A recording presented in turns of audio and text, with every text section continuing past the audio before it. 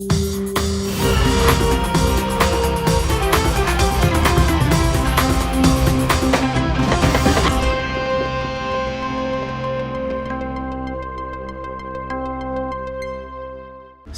anos depois do golpe civil-militar que nos levou ao abismo, o quanto ainda resta de ditadura em 2024, no futuro imediato do Brasil? Quanto temos ainda que lutar?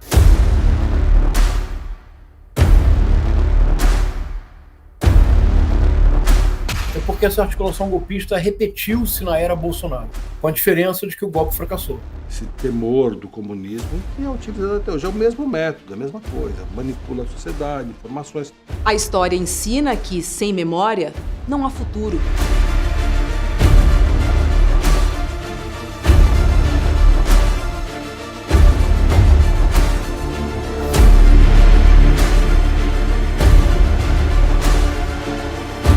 Eu acho que a evocação da memória, princípios que representavam aqueles grupos em 64, permanecem muito vivos, né? Deus, pátria, família e liberdade, né? São inclusive lemas declaradamente de extrema-direita.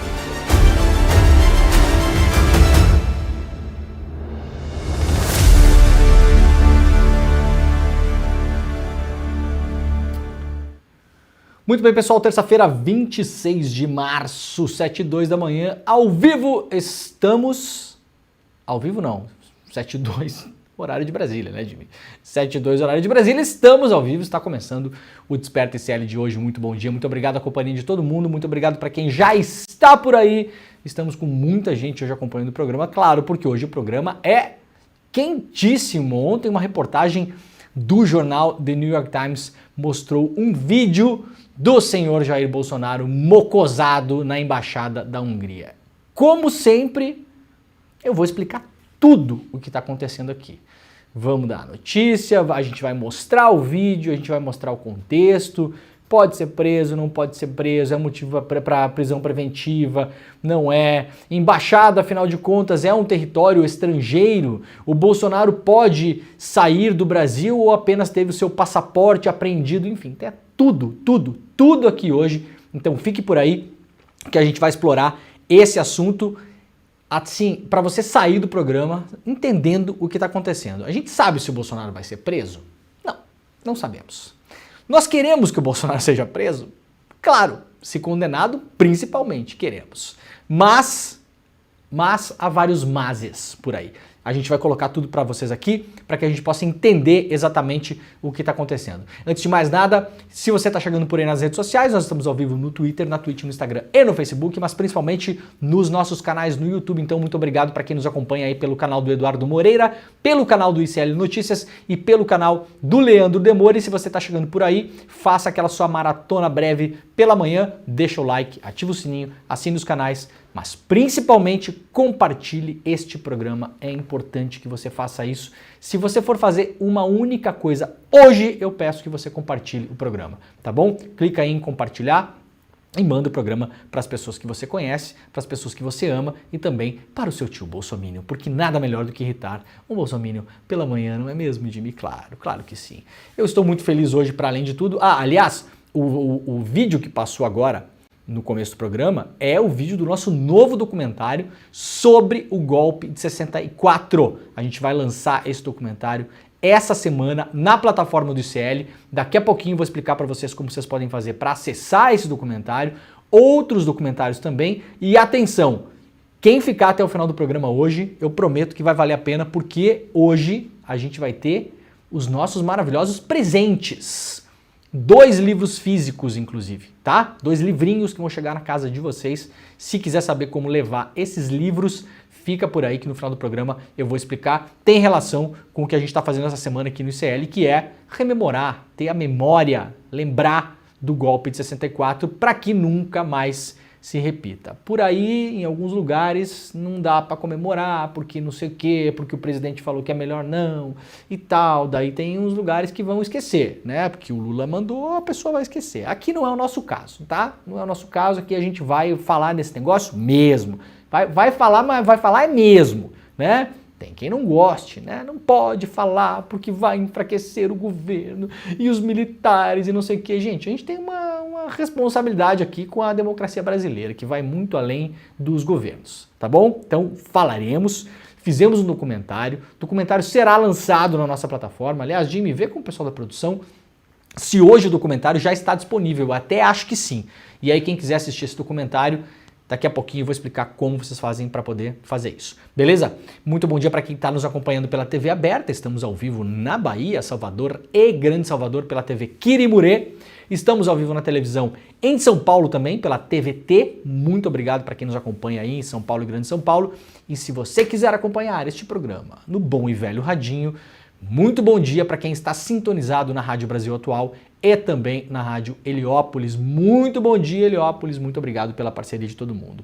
Bom dia para todo mundo também que está nos acompanhando no chat. É, muito bom. Já vi que tem várias pessoas por aí. E claro, o meu bom dia, boa tarde, boa noite, boa madrugada para todo mundo que nos acompanha por esses rincões do mundo, porque tem muita gente que acompanha o Desperta ICL em outros fusos horários. Então, se você está por aí preparando seu almoço, terminando seu almoço, no meio da manhã, tomando um cafezinho em algum lugar, de noite, buscando a criançada na escola, saindo do trabalho, chegando em casa, muita gente que nos acompanha em fusos horários um pouco mais, que já são noturnos nesse momento, acompanha o Desperta, aliás, como se fosse o Jornal Nacional, o que muito me honra. Já ouvi de várias pessoas que fazem isso, então esse aqui é o nosso Jornal Real, né? Esse aqui é o nosso Jornal Real, então muito obrigado pela companhia de todo mundo. Gente, olha só, vamos ver quando é que o documentário vai estar disponível, Jimmy? Já falou com a produção aí? Beleza, então. Daqui a pouco eu aviso vocês e vou mostrar também como vocês fazem para acessar o documentário, tá? Vamos lá então, olha só, hoje é o dia definitivo para este homem, Julian Assange. Essa foto aqui é maravilhosa, aliás, deixa eu deixar ela um pouquinho menor, porque a camisa dele está escrito verdade, né? Truth. Olha aí. Hoje pela manhã, lá no Reino Unido, daqui a mais ou menos 30, 40 minutos, às 10h30, horário local, a Suprema Corte lá em Londres se pronunciará, eu acho que em caráter definitivo, essas coisas a gente nunca sabe, mas a princípio é a decisão final para entendermos se Julian Assange será levado para os Estados Unidos ou não. Para lembrar brevemente, o Assange é o fundador da Wikileaks. A Wikileaks é uma plataforma importantíssima de jornalismo e de dados abertos também.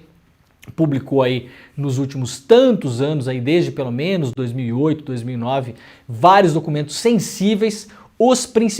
Entre os principais, eram documentos classificados como sigilosos, documentos da guerra dos Estados Unidos. Publicaram vários documentos importantes mostrando que o exército dos Estados Unidos estava assassinando civis em várias guerras, Iraque, Afeganistão, principalmente essas duas que são os objetos aí de investigação do Wikileaks, mostrando inclusive com vídeos os Estados Unidos usando drones e outros armamentos para assassinar civis, inclusive crianças, jornalistas, pessoas inocentes no meio da guerra que os Estados Unidos foram fazer lá.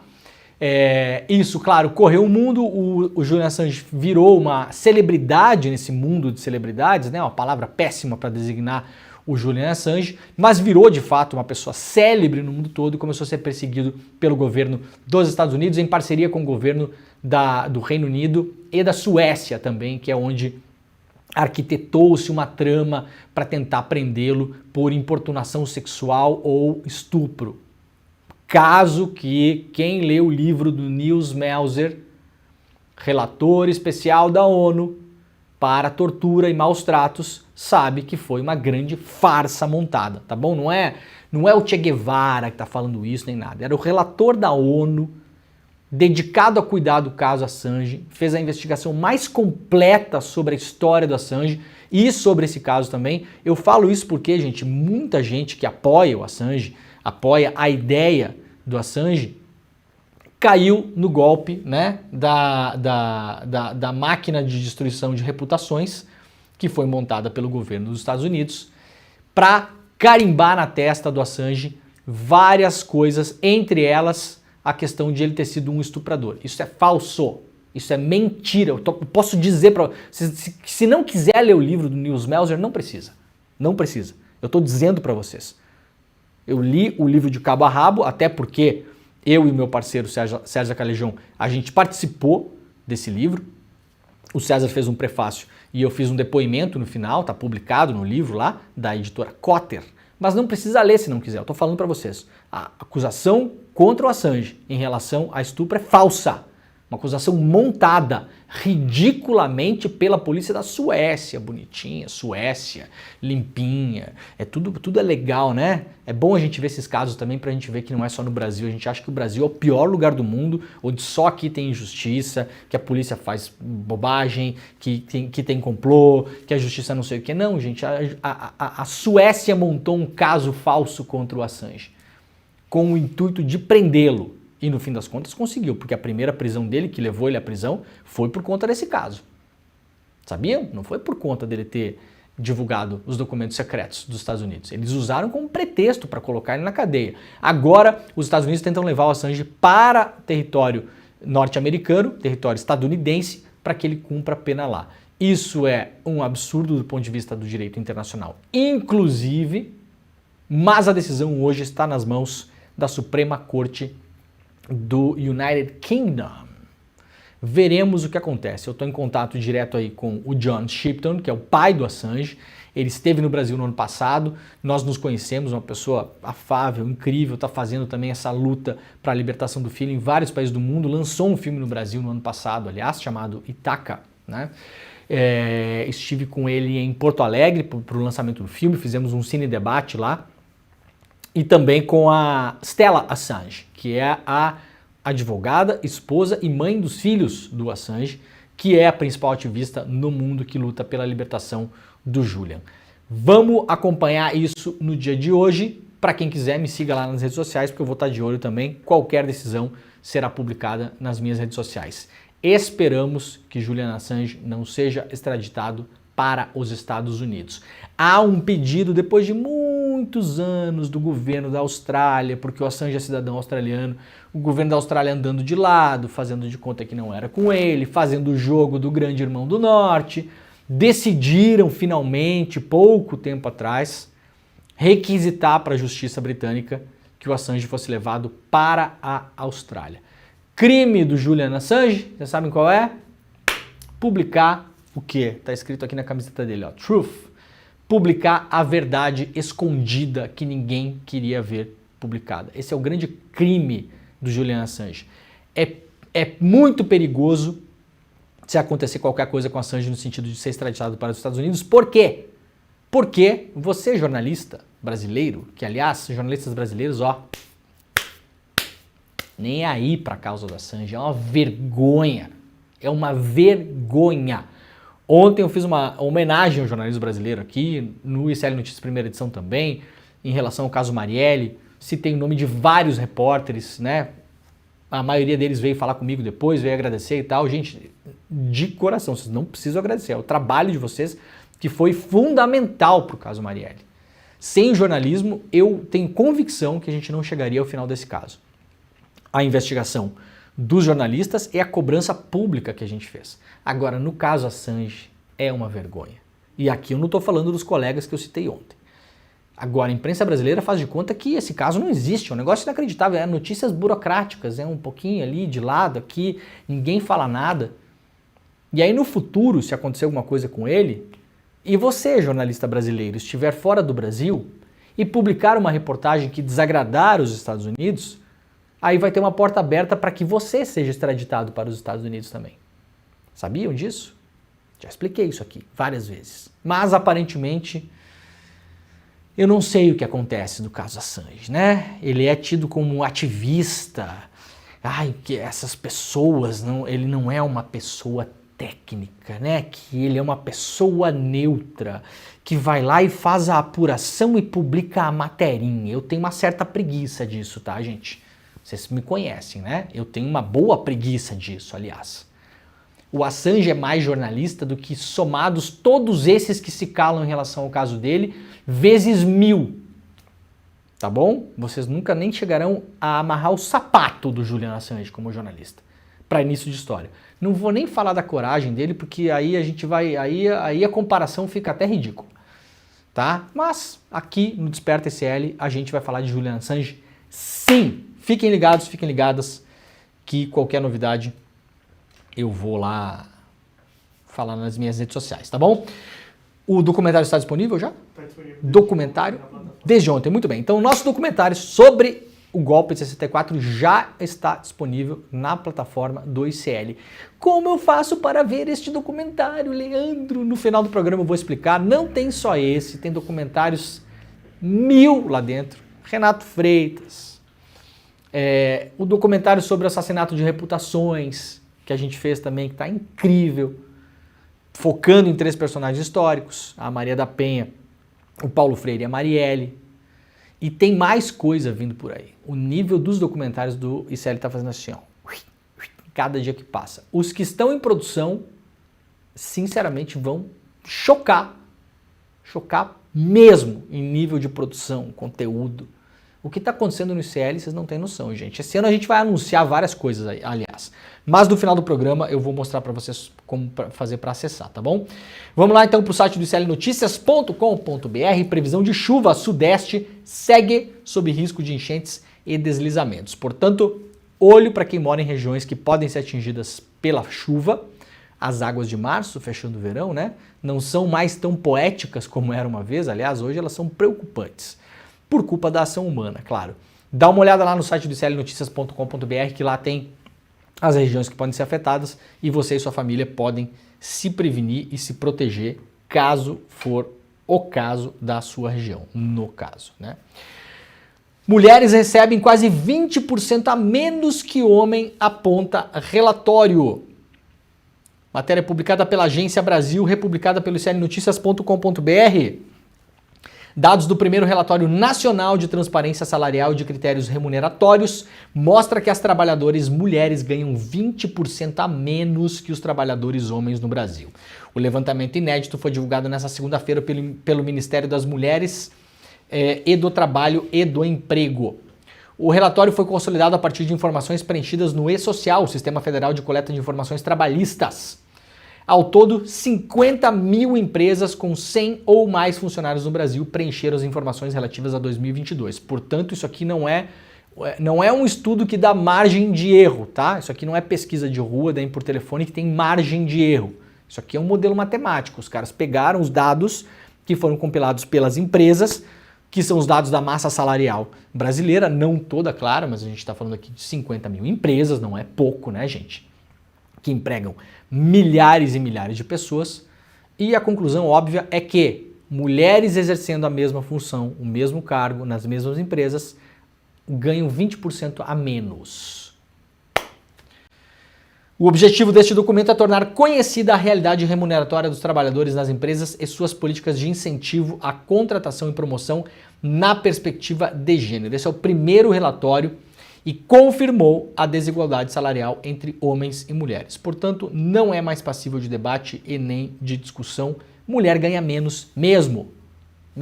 Ponto final. O que fazer para reverter isso? Aí temos um caminho.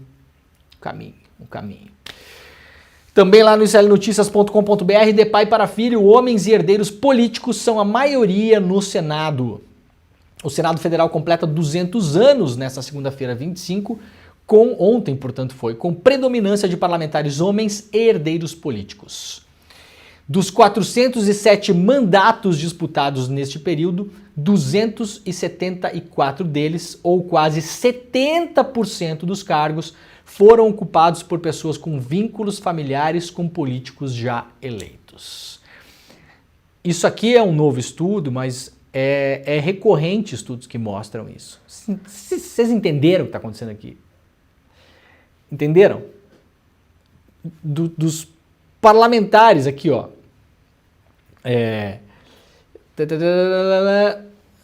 Desde a redemocratização até a eleição, cerca de 2 em cada 3 senadores eleitos vieram de famílias políticas. Além disso, 9 em cada 10 eleitos são homens. Apenas 4 mulheres negras foram eleitas para o Senado de 86 até 2022. Então isso aqui é o retrato do Senado Federal, desde que o Brasil deixou de ser uma ditadura e voltou a ser uma democracia. Foram eleitos 407 senadores. 407, tá? Quase 70%, ou seja, 7 em cada 10, eram pessoas com vínculos familiares de políticos já eleitos. Então nós temos agora também, isso aqui também é um modelo matemático, não tem margem de erro nisso aqui, né, gente? Vocês entenderam, né? Aqui não tem margem de erro, não é pesquisa de opinião. Isso aqui é um estudo que pegou todos os eleitos para o Senado, desde a primeira eleição no pós-ditadura até a última que a gente teve. É uma casa dinástica. É uma casa que se passa de pai para filho. É um negócio que se passa de pai para filho.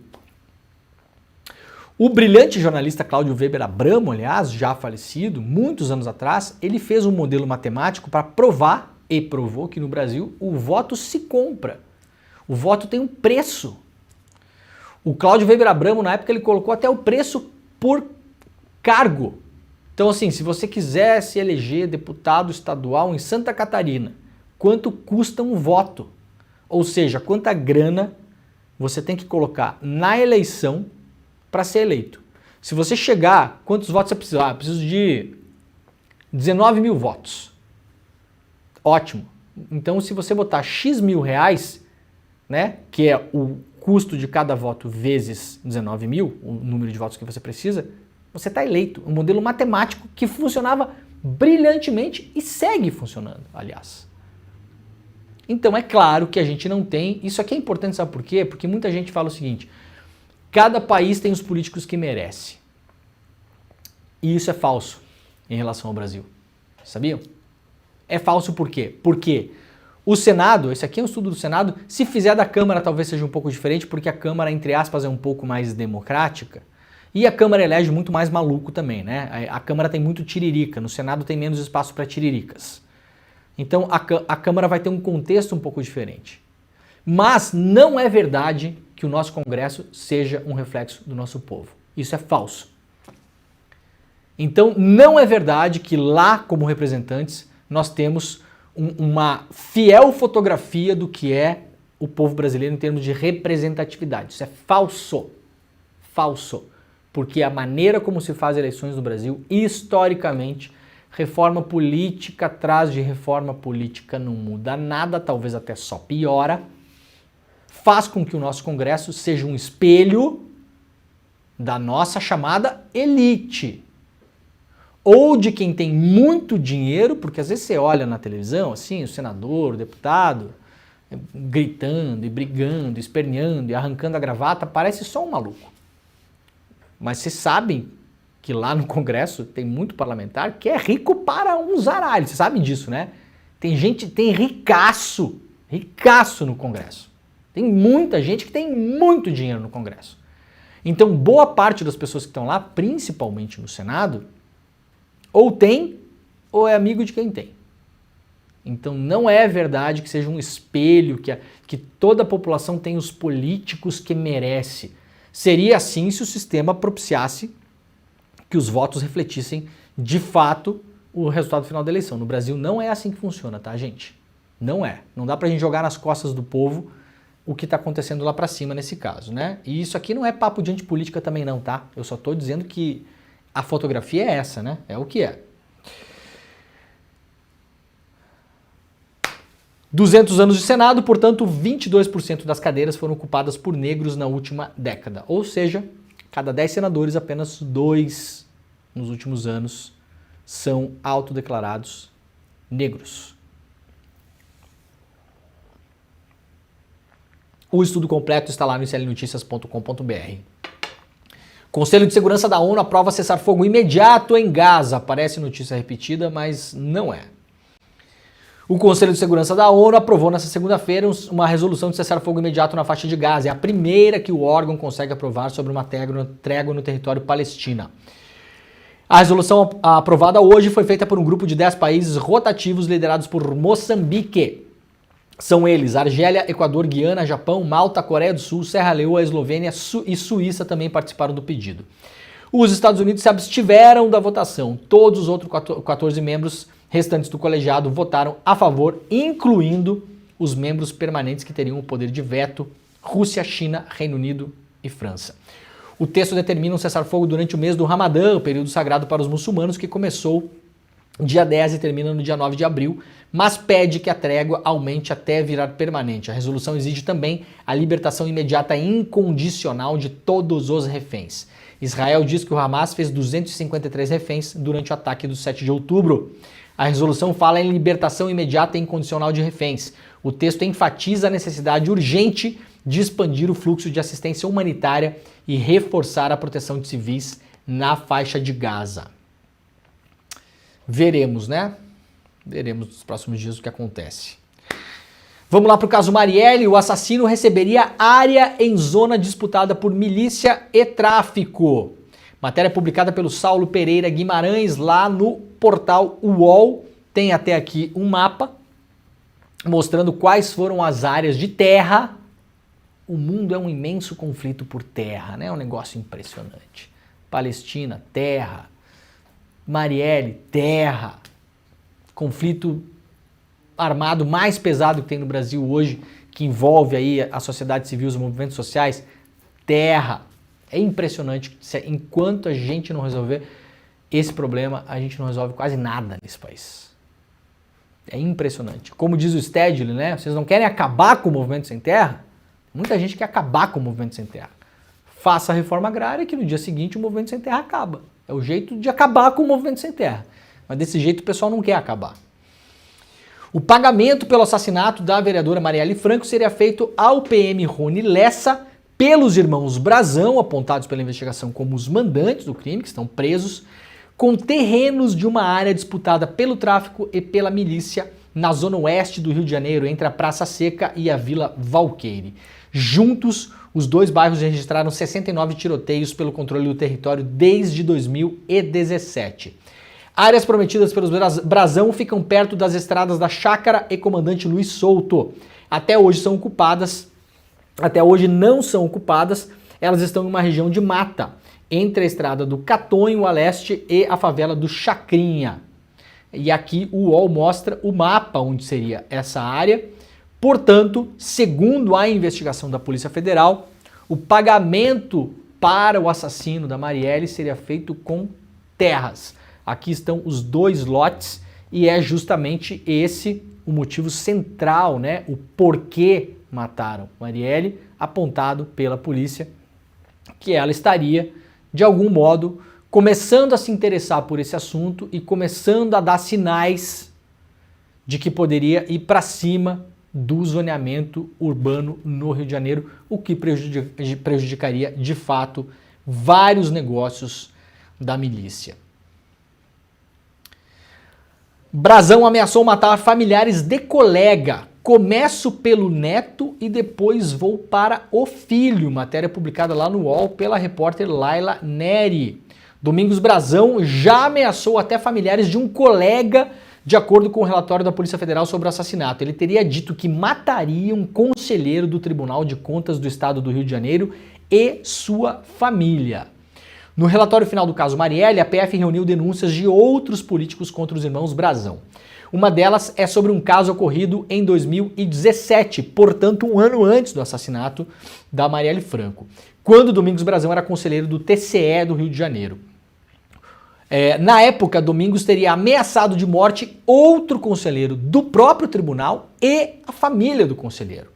José Maurício de Lima Nolasco havia feito um acordo de delação premiada com a Polícia Federal em uma investigação sobre um esquema de corrupção no próprio tribunal. O que eu falei ontem aqui? Que quem matou a Marielle foi o Estado e que o caso Marielle não terminou, pelo contrário, ele é uma janela aberta para a gente olhar de fato para o grande crime mafioso que acontece no Rio de Janeiro e no Brasil, por que não?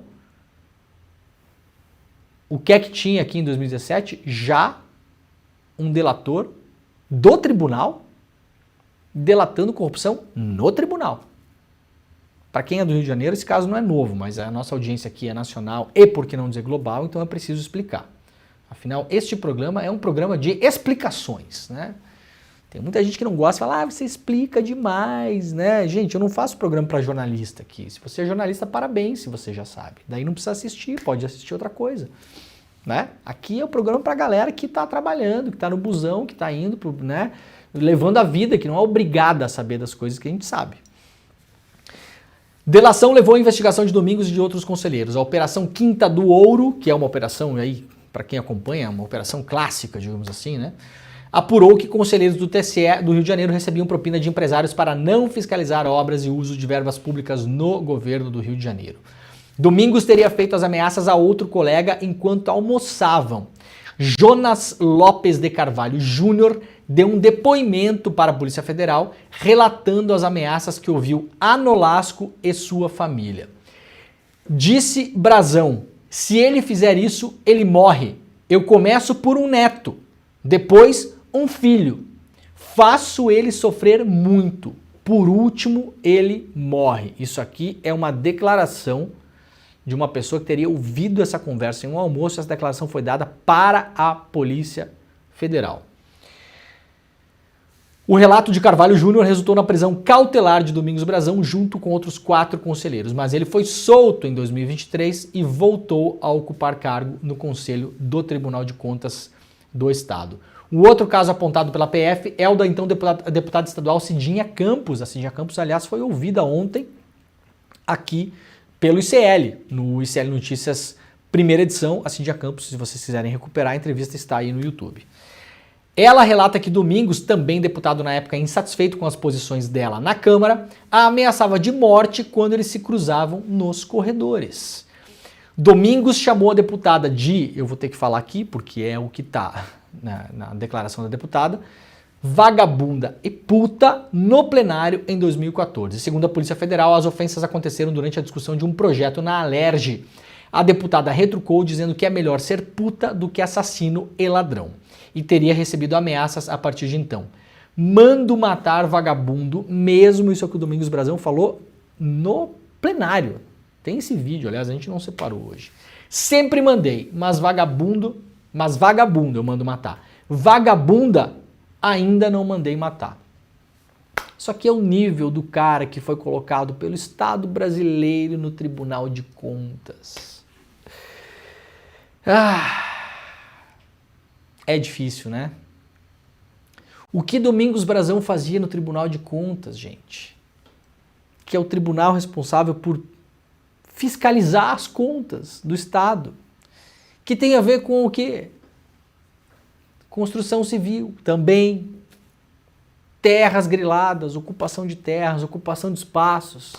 Negócios de empresas de mafiosos com o poder público, né? O conselheiro vai lá, analisa e fala, não, tudo beleza. Segue o jogo, meus camaradas.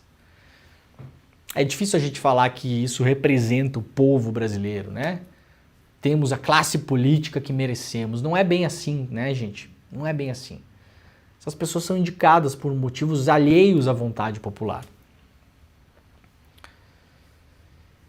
Vice do PT cria saia justa no partido ao defender acusado do caso Marielle. Não cria saia justa nenhuma, porque não é a primeira vez que o Quaquá faz isso, tá? Isso aqui não tem saia justa nenhuma aqui. Nenhuma.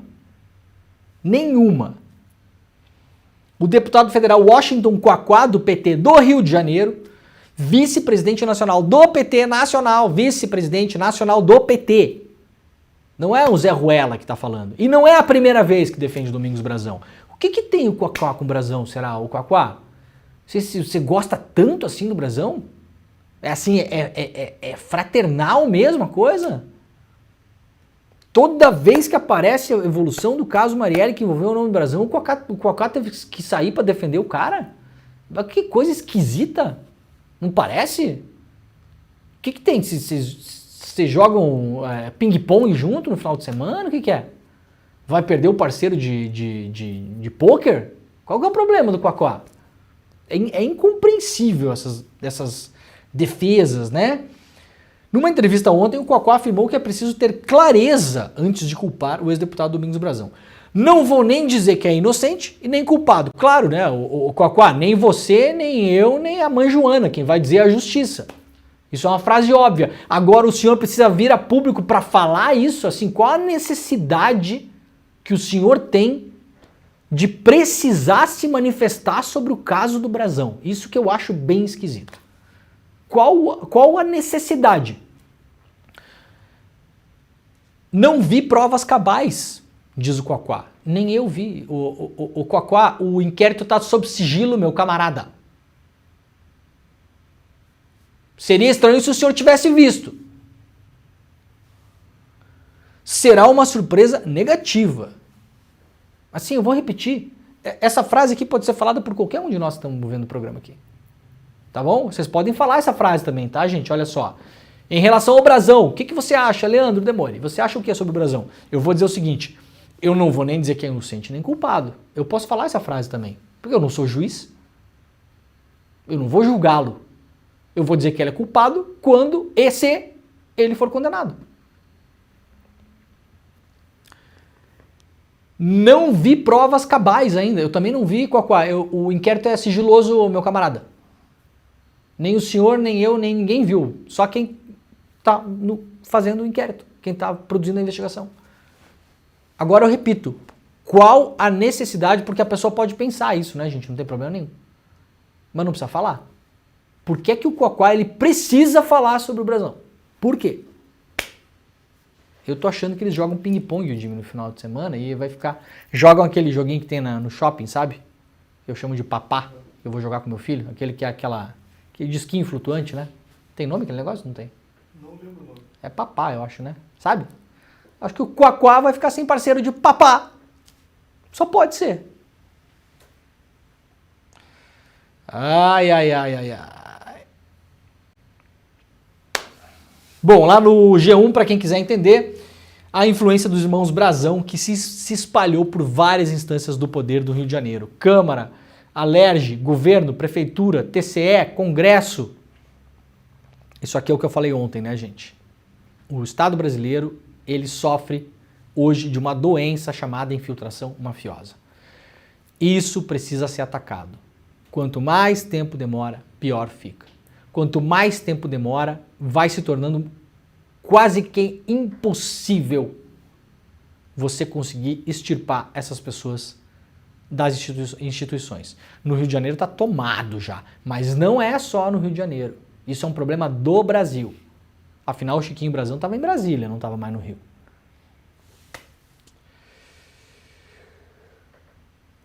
Muito bem, a PF deve investigar outros crimes sem resolução citados por Lessa a testemunhas, publica aqui o jornal O Globo. E também lá no Globo, o PF destaca a atuação de ex-chefe do Ministério Público do Rio contra a federalização do caso e cita a conversa com o Rivaldo Barbosa, isso lá no começo que se dizia que o caso poderia ser federalizado. A ex-procuradora-geral Raquel Dodge até tentou fazer isso, não conseguiu, deixou o cargo. E aí a coisa ficou por isso mesmo. Vamos só lembrar que a própria família da Marielle, no começo, não queria que o caso fosse, isso aí já no governo Bolsonaro, que o caso saísse do Rio e fosse federalizado, porque o ministro da Justiça era o Sérgio Moro. O presidente era o Bolsonaro. Eu também não ia querer que o caso fosse federalizado. Mas porque a família tinha muita confiança, inclusive no Rivaldo Barbosa, que foi preso ontem, que enganou geral, né? Mas principalmente muita confiança em alguns membros do Ministério Público do Rio de Janeiro. Por que eu falo alguns membros? Porque ali também tem problema, tá? Tem problema ali. Tem um grande amigo jornalista, repórter, que cobriu esse caso desde o começo, que eu não vou falar quem é aqui, que fala que no Rio de Janeiro, no Ministério Público, tem o MP do B, né? É o MP do Bolsonaro. Gente ali que não quer fazer com que essa coisa ande. Porque o problema da investigação do crime do assassinato da Marielle Franco é que não para ali. Se começar a andar, cai muita gente. Aqui, lá, ali. Vai caindo e não para de cair. Bom, vamos lá para o grande tema do dia. Já estamos com 18 mil aparelhinhos conectados neste maravilhoso programa chamado Desperta ICL. Se você está chegando agora, seja muito bem-vinda, seja muito bem-vindo. Nós estamos ao vivo todos os dias às 7 horas da manhã, trazendo aqui as principais notícias do dia e, claro, fazendo explicações e contextos aqui para a gente conversar, porque esse programa, aliás, é uma grande conversa, onde basicamente só eu falo, né, Jimmy, porque estou sozinho aqui falando, inclusive. Mas é importante porque eu vejo que as pessoas comentam muito nos comentários E é um programa que explica muito do que está acontecendo, que é a principal função aqui. Então vai chegando, vai deixando o seu like. Daqui a pouquinho eu vou mostrar para vocês como vocês podem fazer para assistir o super documentário que a gente produziu sobre o golpe de 64 e também levar para casa de lambuja 2 livros e um outro presente surpresa que daqui a pouquinho a gente vai mostrar para vocês, tá bom? Antes de mais nada, ontem o jornal New York Times publicou no meio da tarde um vídeo mostrando o quê? Mostrando que o senhor Jair Bolsonaro foi se mocosar na embaixada da Hungria em Brasília. Foi tomar um café com o embaixador? Não. Era uma agenda oficial programada? Não. Porque, aliás, chegou no meio da noite. Chegou no meio da noite. Nós vemos nas imagens que a gente vai mostrar para vocês agora aqui, porque sim, tem vídeos de câmeras internas na embaixada. Como que o New York Times conseguiu esses vídeos? Parabéns para os jornalistas do New York Times. É assim que a roda gira. Tá bom? É assim. Eu raramente fico especulando sobre fonte alheia aqui. Peguei um asco disso, aliás, porque na época da Vaza Jato, metade da imprensa brasileira gastou mais tempo especulando sobre a fonte da Vaza Jato do que sobre as graves denúncias que foram denunciadas pelos chats. E eu acho isso uma vergonha, tá? Para além de tudo. De vez em quando a gente aqui fala um pouco sobre os interesses das fontes, ou por que isso é colocado aqui, colocado lá. Na semana passada falamos sobre o Mauro Cid, né? Por que foi vazada aquela conversa do Mauro Cid para Veja? Tudo bem, colocando no contexto, mas eu não fico aqui sendo fiscal de fonte de jornalista. Eu acho meio ridículo quando se faz isso, aliás. Então, essa discussão não é para mim, tá bom? No vídeo dá pra ver que o Bolsonaro chega lá, tem funcionários correndo de um lado pro outro, com travesseiro, com máquina de café. O New York Times fala que os funcionários foram pegos meio de surpresa ali, então correndo com um travesseiro para montar uma cama para ele, pegam uma máquina de café, leva pro quarto. Isso parece um negócio que foi planejado, gente? Isso parece algum tipo de agenda? Isso parece algum tipo de encontro que foi combinado antes? Ou parece, de fato, alguém que está tentando se mocosar numa embaixada caso algo aconteça? Vamos lá. Primeiro, o vídeo. Vai, Jimmy.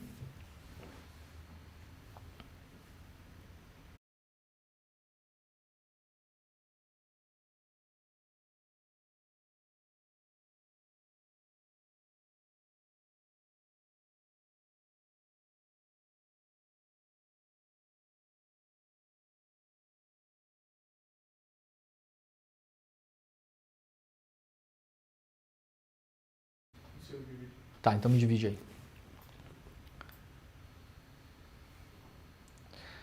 Bom, gente, vocês estão vendo o vídeo aí, né? Como ele tá sem som, eu vou narrando pra vocês, tá? Esse aí é o Bolsonaro, então, chegando lá na embaixada, junto com o embaixador da Hungria.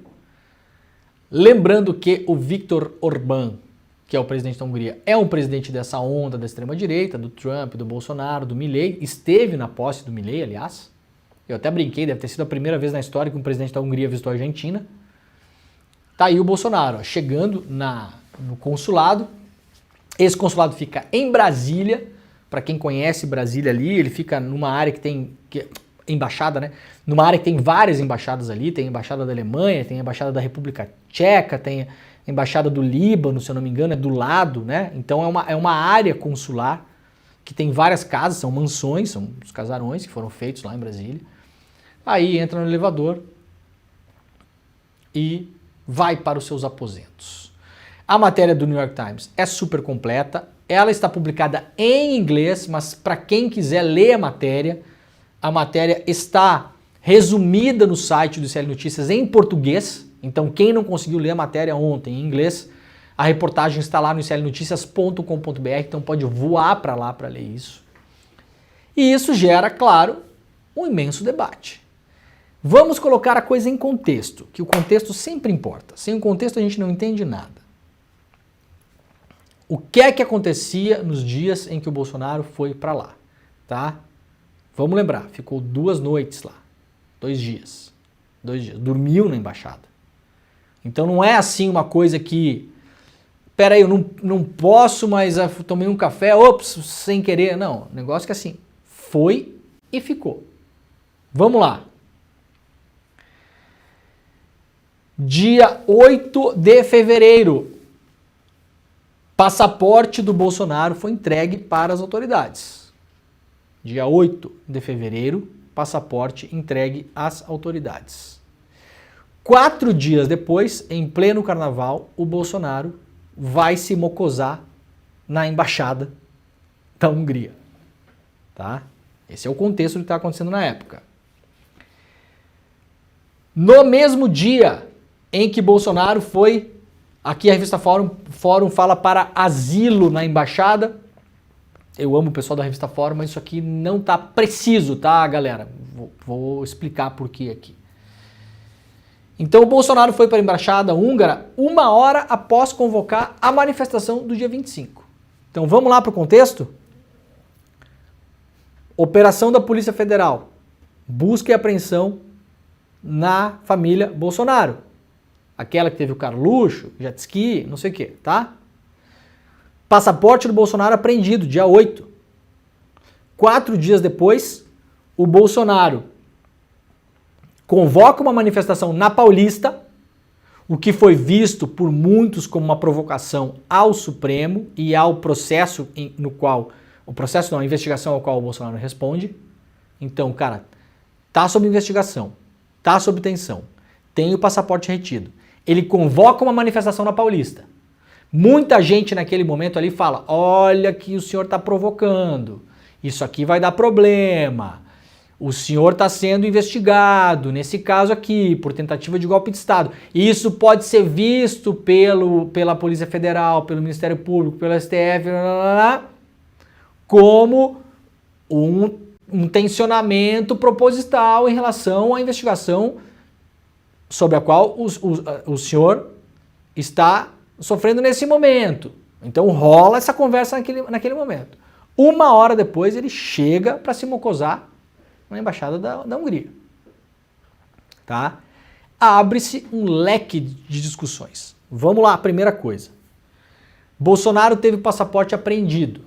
Então ontem, conversando longamente com um amigo, que eu não vou falar quem é, mas ele vai assistir o programa e vai saber quem é. Que ele fica fazendo o meu advogado do diabo ali. Ele falou pra mim assim, não pode ser preso Bolsonaro preventivamente. Leia o que está na cautelar, na determinação do Alexandre de Moraes em relação ao passaporte. O Bolsonaro teve o passaporte confiscado.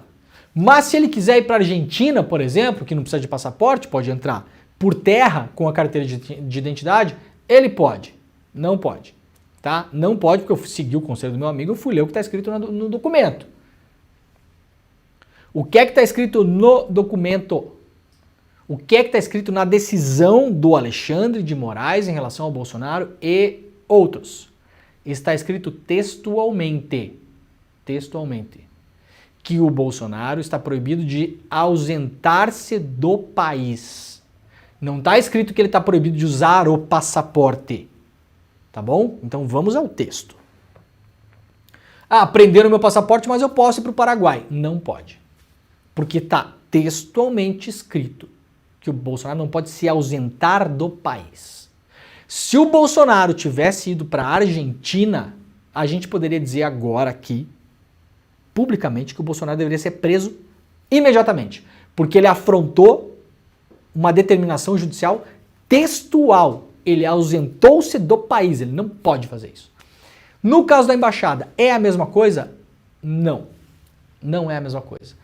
Embaixada não é considerado território estrangeiro, tá, gente? Não é assim a coisa.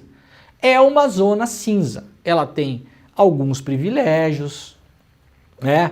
Mas assim, vou dar um exemplo.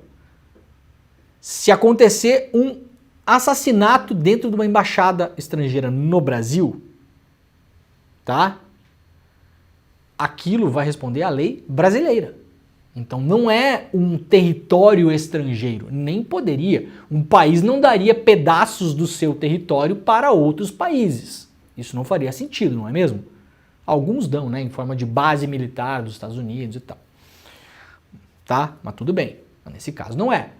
Se tiver notícia, por exemplo, de uma agressão sexual dentro de uma embaixada, da embaixada da Hungria, quem é que vai investigar isso? A polícia da Hungria? Não, não é a polícia da Hungria.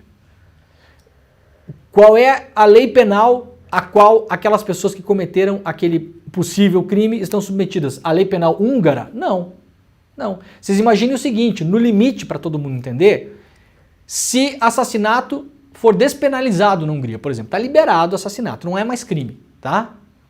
E alguém cometeu um assassinato dentro da embaixada da Hungria no Brasil, ninguém vai poder dizer, não, mas isso aqui é território húngaro, e na Hungria assassinato não é crime. Logo, não irei preso. Não é assim que funciona.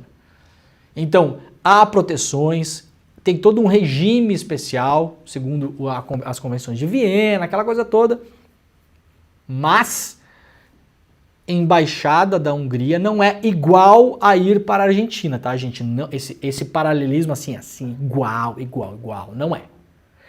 Pode gerar uma discussão jurídica? Pode. Por quê? Porque pode se colocar isso aqui num contexto.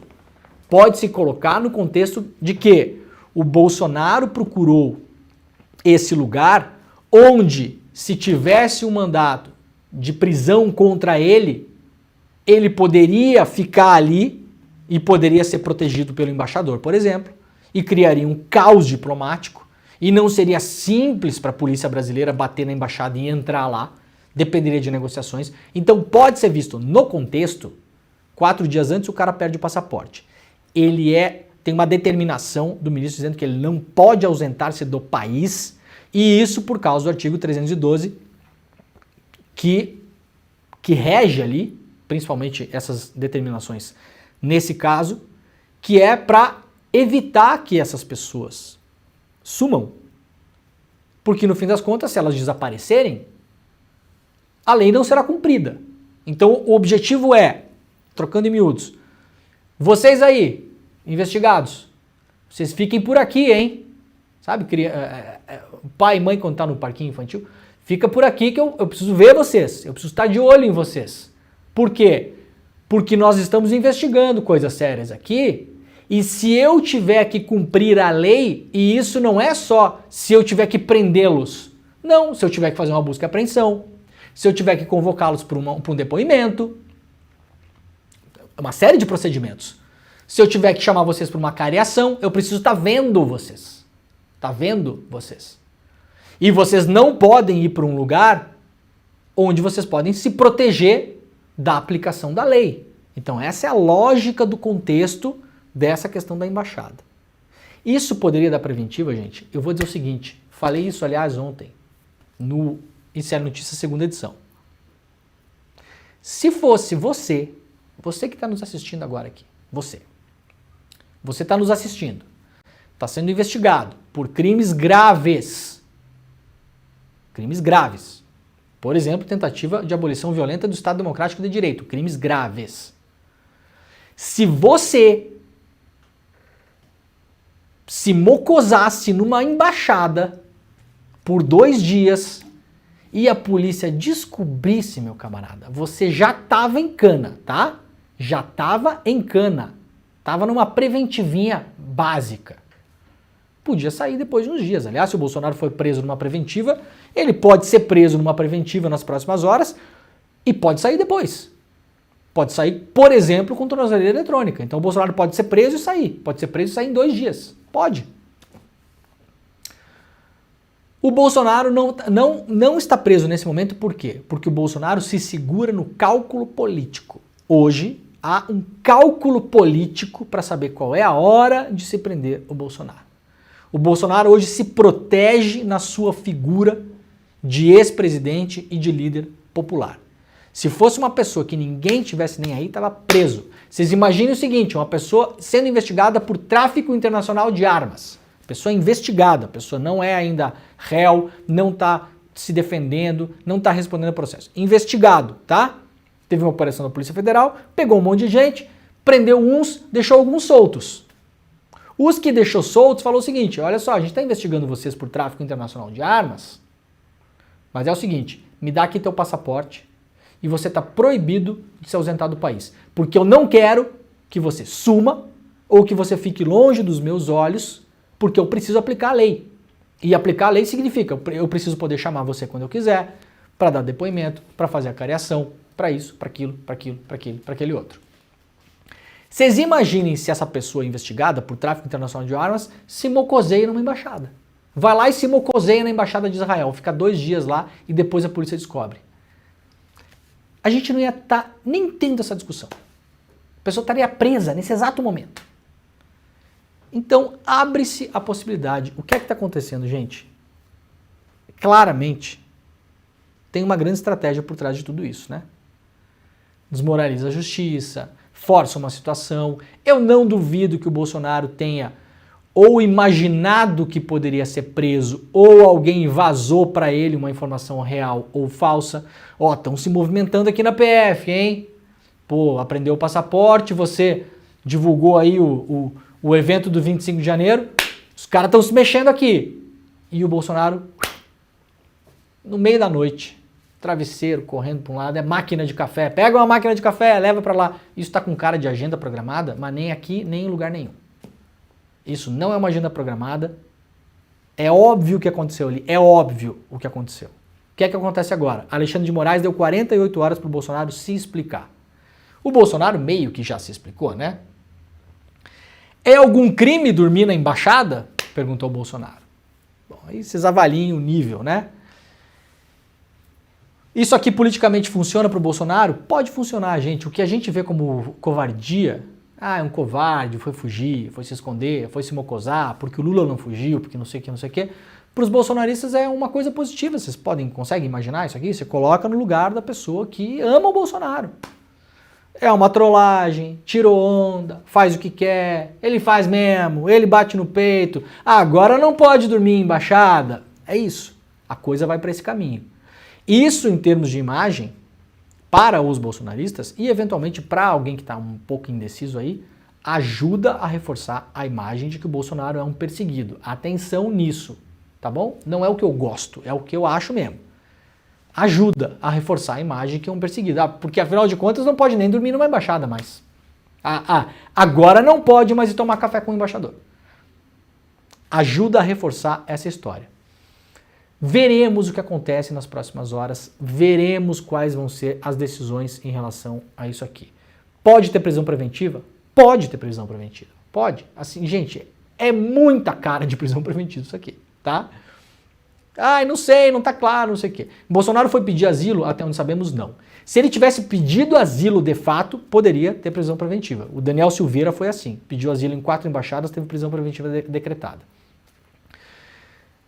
Vamos esperar as tais 48 horas. Eu achei que a gente ia ter uma Páscoa tranquila, Jimmy. Aparentemente a gente vai ter que trabalhar. Então fiquem ligados no ICL, que os próximos dias tendem a ser muito quentes. Tá bom? Ó, a gente vai explorar mais isso no ICL Notícias segunda edição, mas eu quero rapidamente dar um recado final aqui. Prestem atenção.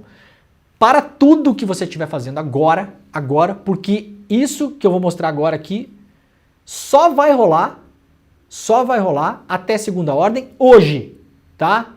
Então hoje, Jimmy, nós lançamos um documentário sobre o golpe de Estado de 64, que não é só sobre o passado, que nos traz para o presente. Por que a gente está falando nesse momento do Bolsonaro mocosado numa embaixada? Porque tem a ver com isso aqui, ó. Um documentário espetacular, já está na plataforma do ICL. Então você para tudo que você estiver fazendo agora, porque para assistir a esse documentário, ter acesso a todos os cursos do ICL, assistir os outros documentários que lá estão, os que virão, e além de tudo, Jimmy, ganhar brindes, que é o que a gente vai fazer hoje. Nós vamos mandar para casa de vocês o livro O Avesso da PL, do Jefferson Tenório, grande livro da polêmica da extrema-direita, que foi tirado das escolas do Paraná inteiro e de outras cidades do Brasil.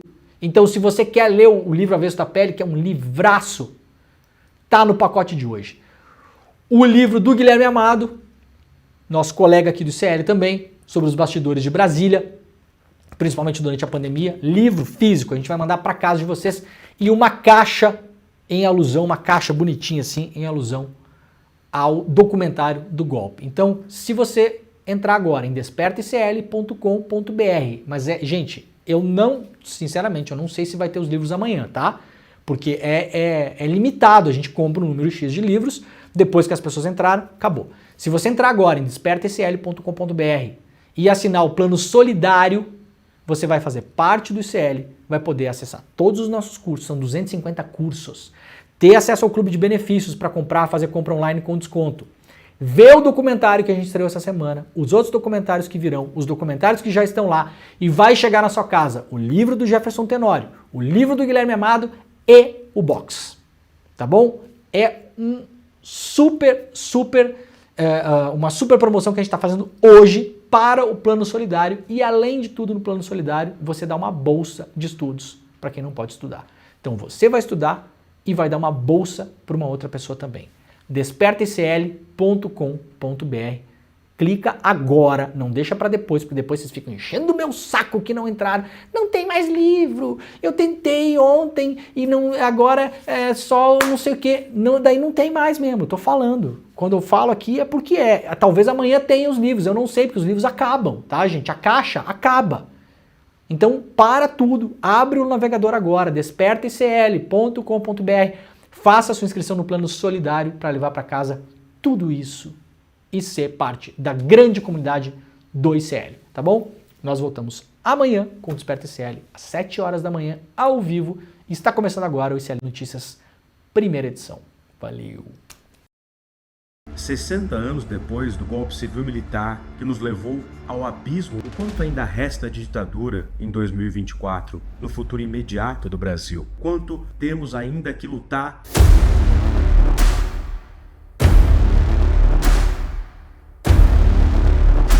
É porque essa articulação golpista repetiu-se na era Bolsonaro, com a diferença de que o golpe fracassou. Esse temor do comunismo que é utilizado até hoje. É o mesmo método, a mesma coisa. Manipula a sociedade, informações.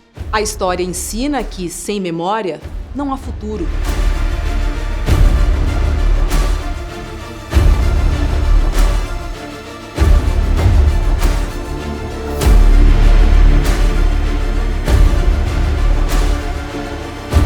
Eu acho que a evocação da memória, princípios que representavam aqueles grupos em 64, permanecem muito vivos, né? Deus, pátria, família e liberdade, né? São inclusive lemas declaradamente de extrema-direita.